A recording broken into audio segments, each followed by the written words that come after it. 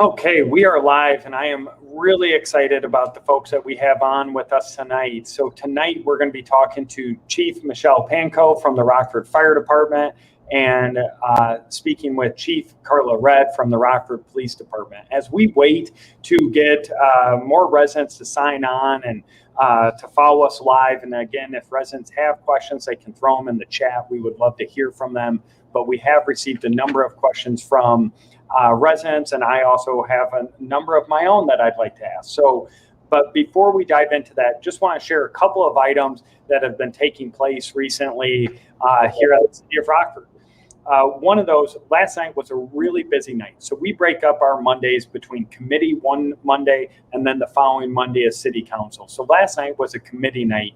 And at committee night last night, we approved the International Women's Baseball Center Museum that's going to be moving into the southeast quadrant of the City of Rockford, right on the same parcel that Bayer Field has been on. We're really excited. This is an international museum that's chosen to be here in Rockford, and we couldn't be happier to have it on the southeast side of Rockford. The other thing that was approved last night was the Barbara Coleman site's potential sale to Jay Jeffers Development Company. We have been working really hard. Literally, the City of Rockford's been trying to develop Barbara Coleman for decades. And we have a great company that still has a lot of due diligence to do, but they're very eager to do that due diligence and potentially redevelop this 22-acre site, which we couldn't be more excited that it's taking place again. This is now on the southwest side of Rockford. The other items that passed last night, which may be the first in our city's history, is we passed our budget out of committee on September 27th, which I think is a record. And in that budget, we do not increase property taxes, which is a great win for all Rockfordians. And to date, if this budget is approved, because we have not been increasing property taxes, we would have kept $17.1 million into the hands of residents and business owners in our community. And it's something I'm really proud of, and I know our city council is. Other item I want to bring your attention to is at City Hall. We have a beautiful building here at Rockford City Hall, and we often have public art in our lobby. And this month's lobby display is Latinx Employee Resource Group that's pulled together a beautiful art exhibit featuring local artists inside City Hall lobby to celebrate National Hispanic Heritage Month. I really would encourage, come on down and check it out before October 15th. And without further ado, this is really a unique opportunity. One, I'll just say off the bat, I'm so thrilled for both of you, and congratulations. Rockford is really excited to have both of you amazing women leading these incredibly important departments. Just could not be happier for both of you, the departments, and the City of Rockford. So we'll chime in. The first question is to both of you, and I will start with Chief Pankow. And the first question, Chief, is now that you've had a little time to settle in, how are you feeling just personally about this new role that you're in? Well, now that I've had a little bit of time to settle in, I am feeling extremely proud to be continuing in this capacity with this department. I think that I've always been proud of my department, but just kind of grasping what this position is, what I'm capable of, what this department's capable of. I'm just incredibly proud to be leading that. And I don't know that I necessarily saw that in the beginning, but I do now. And so as I've had time to settle in, I'm feeling really excited about my new role, extremely motivated about my new role. So that's where I'm at now that I've had a little bit of time. Awesome. So Chief Red, same question to you. You're just getting settled in. How do you feel now that you've had some time in that new role? Well, I can't say I'm necessarily settled in because I feel like I hit the ground running and my feet are still out in front of me. So I'm excited definitely about the direction of the department, just looking forward to the implementation of some new programming, looking out for the officers as well. I can't say, Michele, that I didn't project this when I started because I actually had the conversation with one of the chiefs and told him I wanted his job when I went through the interview process. So good for you. told him I didn't want to step on his toes, but I may have a little bit, but he's been long retired now. So just, I think the guys in the department's excited as well. And, we're just looking forward to continuing to move on with the department and just seeing ways that we can improve ourselves and make things better for the community as a whole. Awesome. Chief Red, I'll stick with you for this next question, which will be to both of you. But you kind of touched on it. You're excited to get some of these things off the ground. What are some of those main to-dos that you got to check off your list in the upcoming months? I don't even know if I can even touch the list as long as it is. And it's like, okay, where do I start? But definitely looking to jump back into more community engagement. I've got some transitions that will be taking place in regards to who will be leading that team in the future here, and embracing the philosophy as a whole for the department as well. So Chief Dalkey will be transitioning here pretty soon. And with that being said, being a chief in that position, I'm looking for some bigger and better things that will serve both the police department well as the community. So, of course, I never shy away from the violent crime issues that we're faced with day in and day out. So just some of the recent conversations I've been involved in and collaborations that are taking place with some of our other law enforcement partners in the area as well. So we're definitely mixing some things up around here, and officer wellness is also at the top of my list. So we can't necessarily provide the care that the community needs if we're not well ourselves. So that's definitely at the top of the list, just to name three of them. Great point. And Chief Pankow, now that you're there, what are some of those to-do items that you really got to get checked off your list? So I've got a very large list, as Chief Red does, but I do have three things that really have been sort of a focus for me and will continue to be a focus. One thing that the department does face is an increasing number of emergency medical response. And so trying to work on the front end to be more proactive in preventing some of the calls before they start, to lower that number, because the number continues to increase annually. So really trying to focus efforts on reducing that more along the lines of an EMS or emergency medical prevention, much like we have fire prevention. Additionally, we do have some infrastructure that I'd like to focus on and look at how we can provide a service with what we have to the community, and look at our standards of cover that we produce every year to take a look at where our resources will be best used. And then finally, really continuing to move the needle on reflecting our community within our workforce.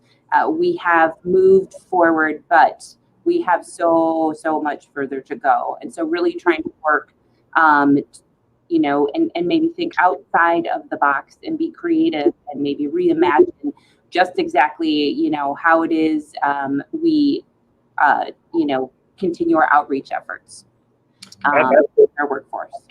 No, absolutely. And I'll stay with you, Chief Pankow, but I will say me and Chief Red got to see the new recruits, a smaller group of new recruits. And I think one of the things we both were commenting on is that new recruiting class for the police is one of the most diverse I think I've ever seen, not just during my time as mayor or during my time as alderman. I don't recall a recruiting class for our police department, not just both departments, but our entire city organization needs to be more diverse and more reflective of the community that we have. But I appreciate that sentiment, Chief Pankow. So staying with you, and you've touched on some of this, but what do you see that you'll be doing internally to continue?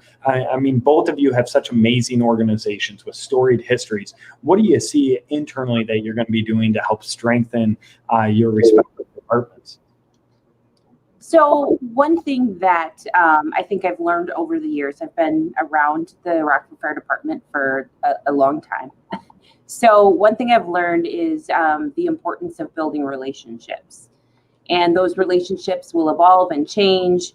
as we grow older, our responsibilities change, or the scope of our responsibilities expand. But one thing that's common, one theme that's common, is that we still try to build relationships, because successful relationships will take our group and our organization forward. So internally, how I intend to continue doing that is, first and foremost, and I've already started, and I have had a very tight schedule, so it's been difficult to achieve, but I am still working at it, and that is to face-to-face with each shift, each fire station in the city. So we have 11 firehouses with 3 shifts, so that's 33 visits to most of the faces I know and have worked with over the years. But I do think that there is something to be said about having that face-to-face time and that communication toward building those relationships.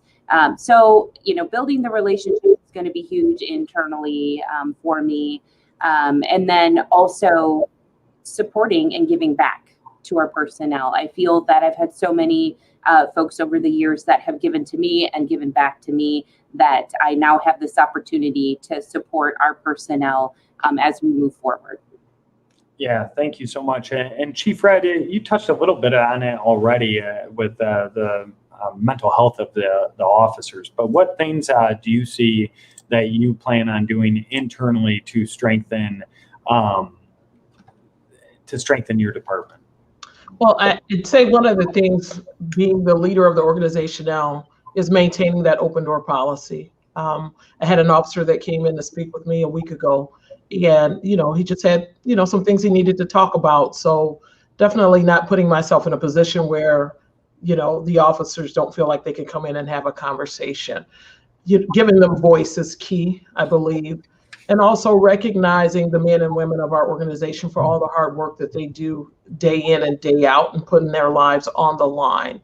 I believe that's key also. And as Michele stated as well, getting out to the districts, getting out to the calls, it's just, time's passed and it's been a while, but you typically didn't see a chief unless somebody was in trouble. So if I come in at 1 o'clock in the morning, I don't want everybody to think, oh, well, somebody must be in trouble now.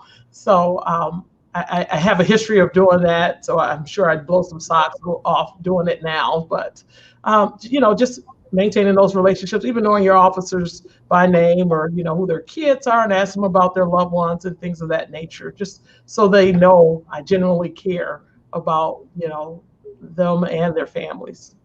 Absolutely. Great point. And we did have a good question. I think I may be able to answer this one. If you want to add anything to this, either of you, please do so. But Justin had a good question. He says, what are you doing to eliminate all the peddlers on every corner, often stopping traffic and distracting drivers? So Justin may or may not be aware, but there was a court ruling that we can't actually interfere how we used to help move along those who are asking for money at the corners of different streets. And Justin, that's why you're seeing it not just in Rockford, but all across the nation now. But there are a couple of things that we are doing. Number one, we're putting up signs to urge residents not to provide money to folks who are asking for money on the corners. I mean, that's the number one thing. It's hard not to provide assistance when you see those who are seemingly in need. But when you provide money at those corners, they come back to that same corner because they're getting money. The second thing is, please make sure that you're giving to local charities. And I would add to that, give to reputable local charities. Give to local charities that have the structures in place that they can take in funds from you and that are worthy of your funds. Make sure that they have board of directors. Make sure that they have outcomes that are meaningful and measurable and promoted on their materials. Make sure that they're doing all the reporting that they need to do on their end. So that your dollars are going to actually impact someone's lives. But those are some of the things, but it has been an issue here in Rockford, and anytime that they're distracting drivers or getting into the vehicle lanes, and potentially could injure themselves or cause an accident, you absolutely can call the non-emergency number at the City of Rockford just to make us aware of it. Chiefs, anything I miss on that? I would just add, it's the supply and demand. So Mayor, you hit it on the head too, where that if there weren't so many citizens, good citizens given, they wouldn't be there. But because that revenue stream continues to be there, they continue to occupy those spaces. So yeah, and to add to the ruling that came down as well, and it simply stated we cannot allow one organization or someone who is permitted via a permit process to go out and panhandle, or not panhandle, but to raise donations for their organization. And then we prohibit another group from doing it. So we have to be fair across the board in allowing them to do that. With that also, I will add that nothing has changed in the realm of the panhandling on private property at the shopping malls, things of that nature. We still continue to respond to those and take enforcement when we have probable cause. Absolutely. Thank you. And so these questions I'm going to break up. I have a couple of questions to go to each of the chiefs. So I'm going to go back to Chief Pankow here. So Chief, when a lot of people think about the fire department, I think for some, all they think about is putting out fires. And that's obviously a huge piece of the work that the amazing men and women of the Rockford Fire Department do. But what other things do our firefighters do? Well, we do a lot in the city of Rockford, and you're absolutely right. Most people think that what we do is fight fires, and while we do have one structure fire approximately every, we have one structure fire approximately every 36 to 37 hours. We also provide all sorts of other services. First and foremost, our emergency medical service. So the great thing about the city of Rockford is that each and every one of our fire trucks does have a licensed paramedic and the equipment. So when you get a fire truck on scene first, before the ambulance, that fire truck is able to begin life-saving measures. And then we also have the transport service, the ambulance. And so the ambulance then follows on scene, and then the personnel from both vehicles work to treat the patient and then transport them to the hospital. All of that is done at an advanced level care. It is, advanced and licensed through the state of Illinois. So we have, an outstanding medical or emergency medical service. In addition to that, we also provide water rescue service. Obviously, we've got the river as well as some smaller bodies of water.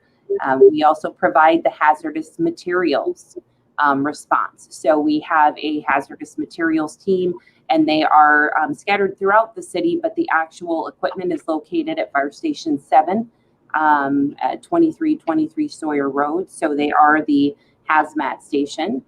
In addition to that, we also provide technical rescue services. So any type of structural collapse, any type of confined space or high angle type of rescue, anything that really doesn't fit into any one of those other categories, we also provide that service as well. And that vehicle is located at Fire Station number 11 on Calgary Court. But we also have those trained technicians for technical rescue scattered throughout the city. In addition to that, we also have mobile integrated health managers. So that is, simply put, a community paramedic.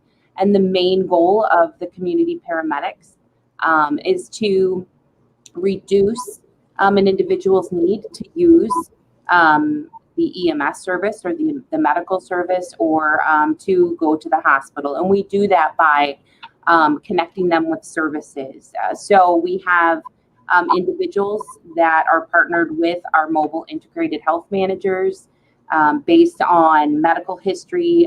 Maybe they have a long-term medical history and are maybe non-compliant or don't understand what medications or what steps can be taken. And so our community paramedics work with these individuals. And that's program's been in place for a few years now. And we've had a very, very good success rate with individuals participating in that, not having to go back to the hospital or not go back to the hospital nearly as often. So we also have that as well.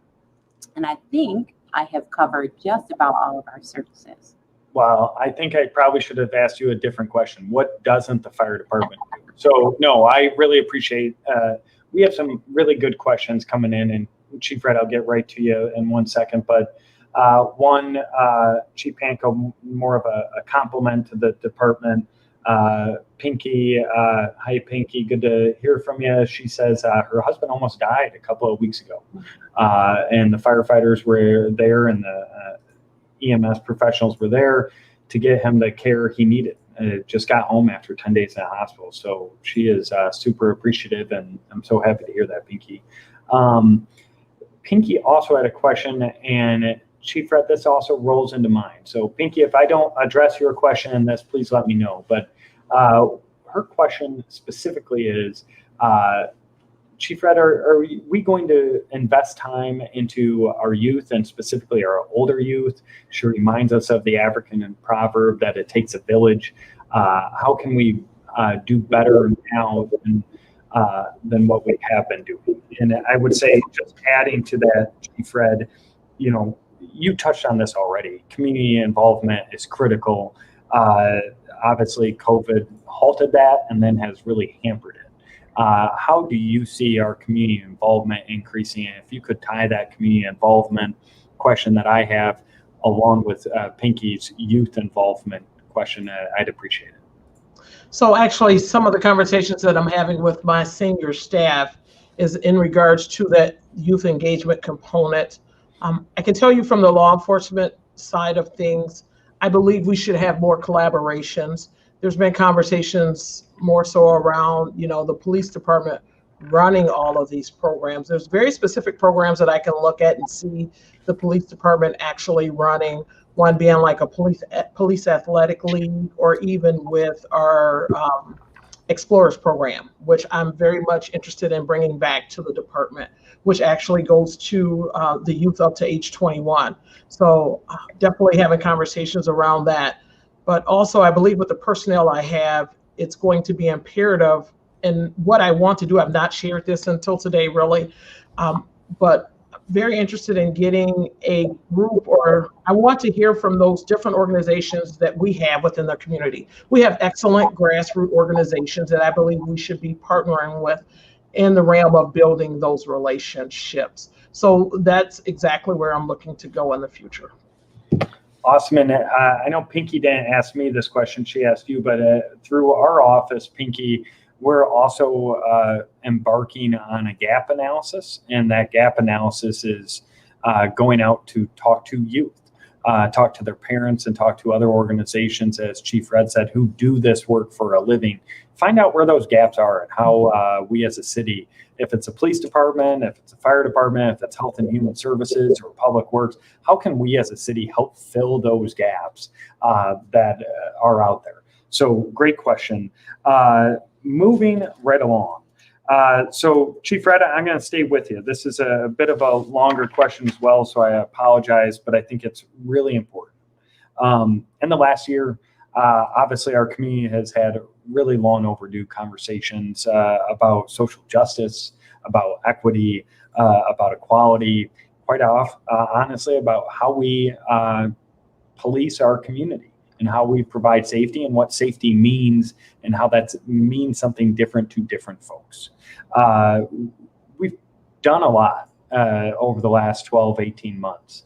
If it's our use of force policy, increasing the training that we have, the transparency, the co-responder model. Can you talk to us a little bit about the progress that we've made, but also how we need to continue to work forward? I believe we still have a ways to go. I'm currently, of course, taking over, looking at current policies and procedures. As the chief, I have to look at, what policies we have in place and how we may be able to improve those. I'm a big component of transparency. I can tell you as we transition to the body cameras next week, so this is kind of the platform, things are kind of getting out there now. I'm working with our PIO, and the district chiefs will be having public meetings. The community asked for the body cameras.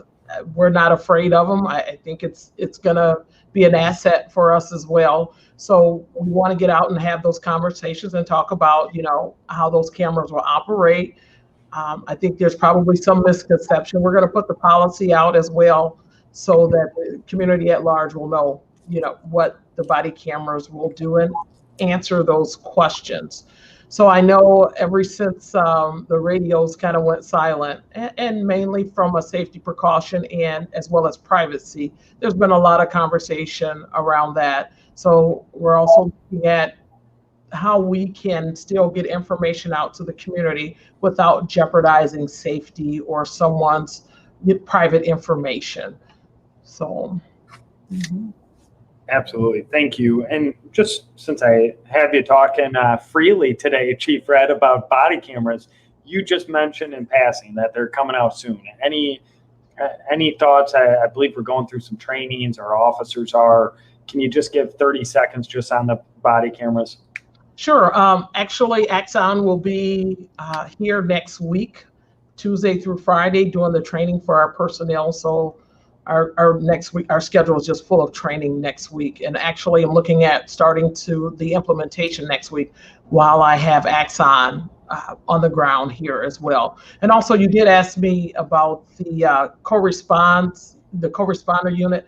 I can tell you, I had a conversation with Mariana Body recently via email, and being on the department, for almost 25 years, we kind of talked about, it's great to see the funding come behind it, because we can remember when we had our own co-response unit without any funding or the additional training that went behind it. So she and I couldn't be any more pleased to see things come to fruition. I mean, it was a dream back then, but now it's a reality, and it works. It works. We used it then. It was nice with Janet Waddles being next door, because I could pick up the phone and drive over and pick up somebody, and we'd go and make that home visit. So I just ran into some of our co-responder members today, and they were out doing a phenomenal job.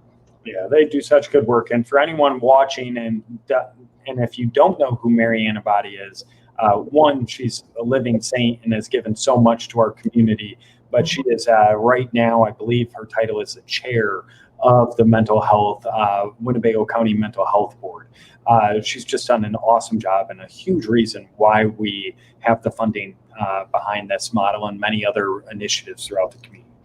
So Chief Pankow, you mentioned both of these programs. I'd like you to just dive a little bit deeper into both of these programs. One is Rockford. Many people don't realize that Rockford Fire Department plays a role in fighting against the opioid crisis. So if you could touch on that. And then the other is the mobile integrated health care program. And I believe we had a resident also ask about that. If you could elaborate on those who abuse the 911 medical services. So if you could touch on the mobile integrated health program, again, a little bit more detail, and then what we do to help fight against the opioid crisis. Sure. So the mobile integrated health program, we have a partnership with Swedish American Hospital. So we have case managers that are assigned patients or residents. They come to us in different ways. Some are assigned from the hospital. Some are identified when we respond to calls. But either way, we manage these individuals, and whatever type of illness they need or illness they have may in fact be causing the repeated visits, to the hospital, repeated calls to 911, and really work with them to make sure that, one, they understand how to manage their illness. Two, they understand what resources are available to them. And if they're unaware, then we connect them with those resources. And sometimes that's really all that it takes, is to help people understand that there are resources available for them, and then how to connect with those resources. And so we have folks right now that are just doing an amazing job getting people connected with the right services and with the right people to help manage, what type of illness. And like I said, it's typically a long-term illness, CH or congestive heart failure or COPD, something, diabetes, very long-term but manageable types of illnesses. So We're extremely excited about that program. And then segueing into the opioid response, our mobile integrated health managers also work on that front as well. So if we have responded to an overdose, we have what's called the Knock and Talk program, and we will respond to within a certain amount of time that person and their family, and let them know what services are out there for the individual who had the overdose, and then also to train them in Narcan, the use of Narcan kits. So, should that situation happen again, family members that are nearby are able to help. We call that our Knock and Talk program. In addition to that, we have a partnership with the Winnebago County Health Department and are looking to move forward. We got really slowed down, unfortunately, because of the pandemic. And so the health department, we have just got things kind of up and running again in that particular department. So that's good news. We're meeting, in the next couple of weeks to see how we're going to move forward with that. Awesome. And Chief Pankow, well, before I get to the next question, I just want to remind everyone, if you have prescription drugs, specifically opioids, that you want to dispose of, you can do that at City Hall. We have a medication disposal box here. You can do that at all 3 police stations. I don't know if we have them at the fire stations yet. I know we were working to get them, but certainly you can do that at all 3 police stations and City Hall. Please drop off your medication so we can dispose of them properly and they don't get in the hands of one of your children or grandchildren, because that's often where we'll see some addictions begin. Chief Pankow, Diana has a question. Hey, Diana, happy that you're with us. You kind of touched on this, Chief Pankow, right at the beginning, so you may just have to repeat what you mentioned, but do you have plans to aggressively formulate and implement plans to expand diversity, gender and ethnicity in the rank and file? So I do, and I see it in a couple of different pieces. Clearly there is a natural pathway coming from the schools. So we are going a little deeper into the grades, grade school, middle school, and high school to try and, get in touch with kids early on and let them know that there is this pathway, that there is this opportunity for them. Also to let them know a little bit about us.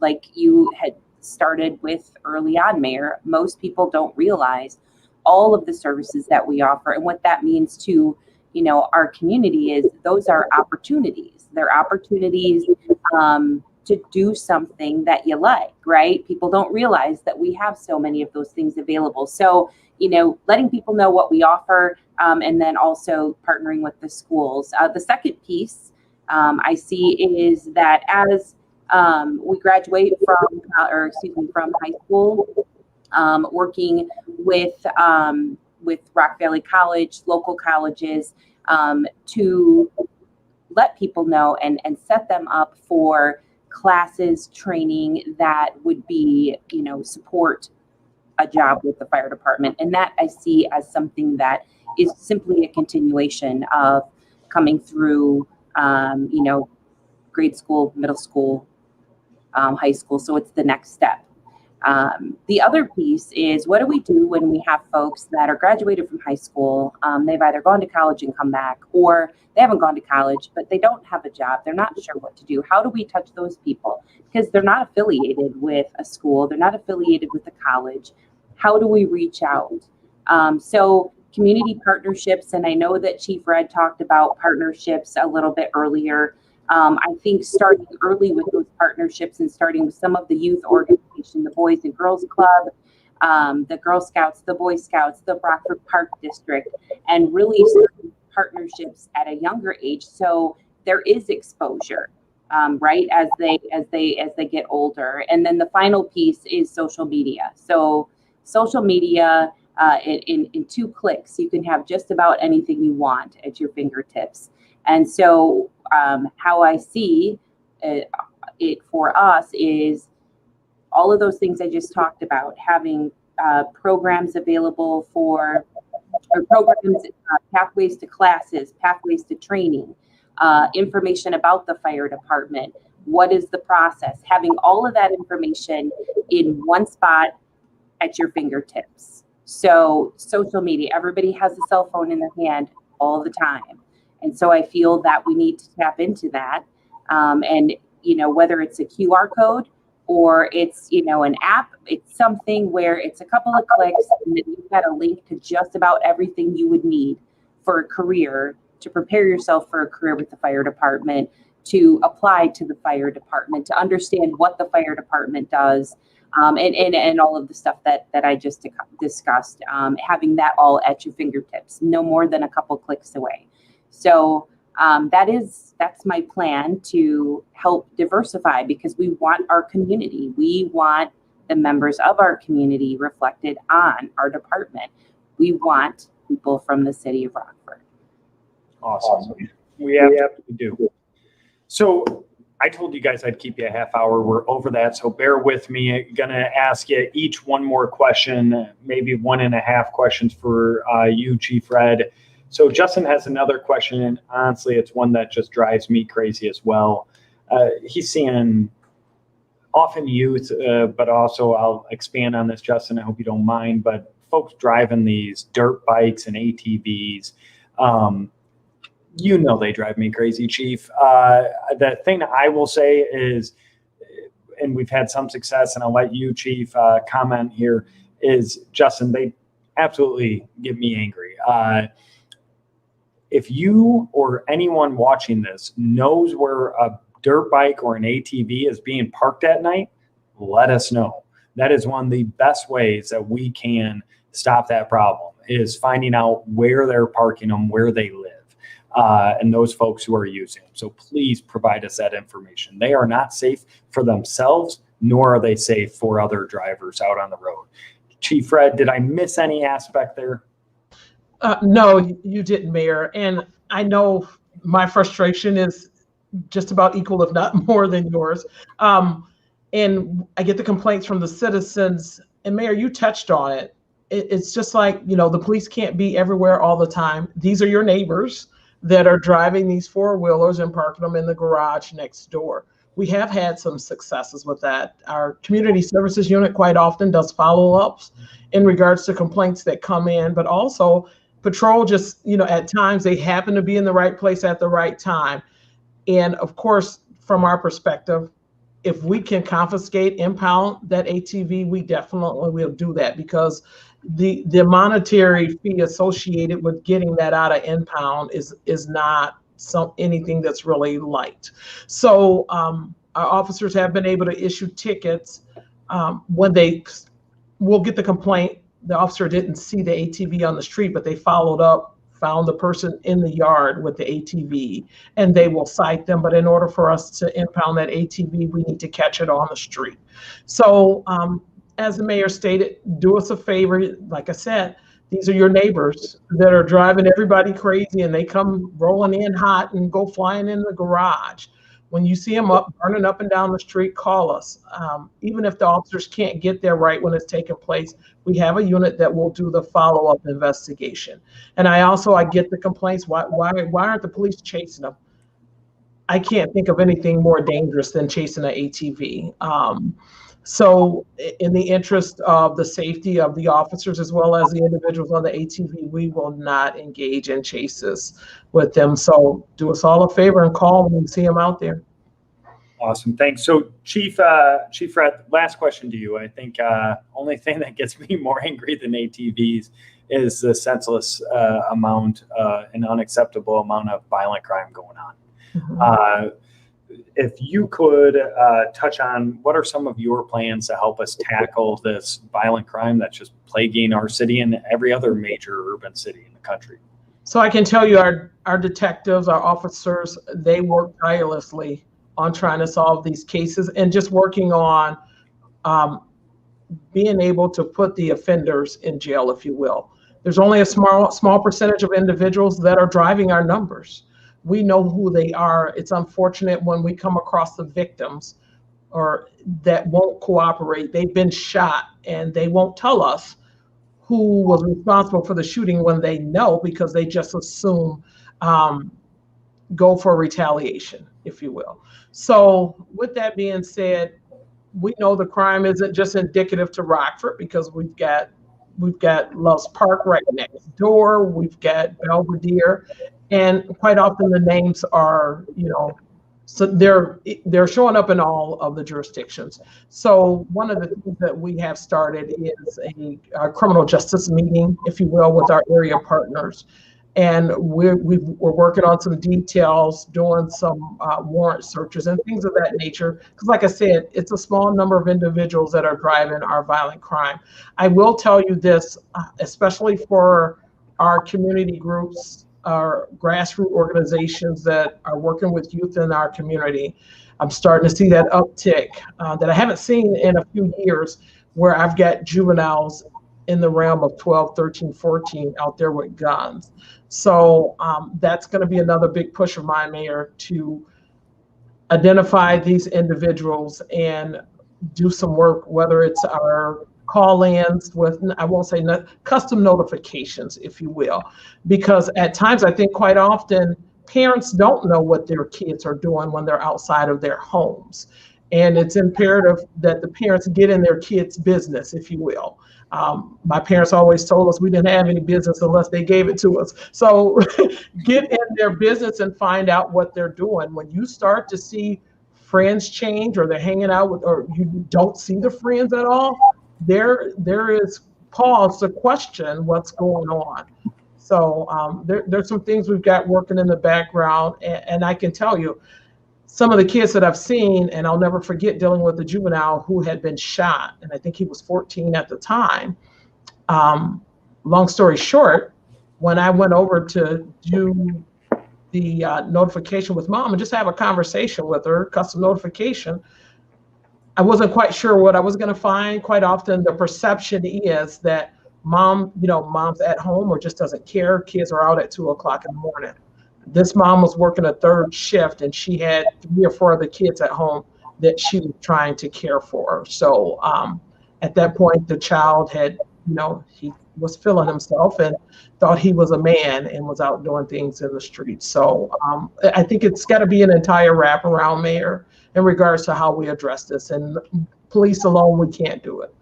So. Absolutely. Thank you. So Chief Pankow, again, sorry for keeping you longer here, but last question, and you've touched on this a little bit. What sort of community engagement is the fire department doing now, and why is it so important? And I know you have touched on this, so if there's anything else that you wanted to throw out there as we close down here, feel free. But what other community engagement efforts will we be seeing the fire department engaged in? Well, one thing, and I think that we've all been plagued with this over the last year and a half, is most of our community engagement efforts have been shut down, right? So that's what we are striving to get back into the community. Our events that we typically did prior to the start of the pandemic, but working to get that back. And then once we have that back, to continue even reaching out more. One of the first big pieces of that was getting back into the schools and getting into the younger grades. And so our recruiter is already into the grade schools. We've got the middle school program ready to go. And then once that's running, or excuse me, once that's implemented, then we will hit the high school program, and those are huge. I mean, and Chief Red, just touched on that. I think in terms of getting in touch with our youth and trying to give them other, our alternatives or other options. I think being in the schools, partnering with local groups, like I had said before, the Boys and Girls Club, the YMCA, the YWCA, the Park District, Girl Scouts, Boy Scouts, but partnering with these other organizations, because law enforcement can't do it all on their own. Fire department can't do it all on our own. It's definitely a group effort. It takes a village, right? So we've all got to try and do our piece or do our part of this. And so in terms of our specific part, it's really going to focus a lot on the schools and getting into the schools, and getting getting kids looking at the fire department. Sorry, Chief Red, but looking at the fire department and maybe recruiting them our way. However, if we can send them your way, we will, but only if they really don't want to come our way. Be glad you're my friend, okay, Michele? So I mean, that's the big piece at this point. And then, getting back out to special events and getting back out into the community, because again, we really were all kind of shut down as a result of the pandemic. So. Absolutely. So again, sorry to keep you late, but also really appreciate you squeezing us in this evening. I know both of your schedules are just mayhem right now as you're getting on the ground and running, but just want to say thanks for taking on these two really important and significant jobs in our community, and for just the dedication that you bring to this job, your work ethic, and just also your values. So we're fortunate to have you both and appreciate the time that you provided us tonight. Thank you. You're more than welcome. Thank you. Welcome. Thank you.